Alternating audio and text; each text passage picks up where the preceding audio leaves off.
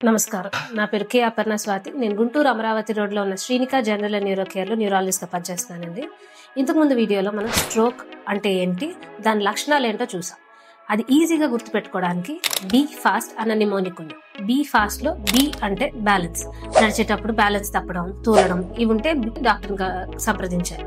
ఈ అంటే I changes, చూపు మసక అవ్వడం, ఒక వస్తువు రెండుగా కనిపించడం, మెల్లకన్నులా రావడం, సడన్ గా ఇవేమైనా వచ్చినా కూడా డాక్టర్ని సంప్రదించాలి.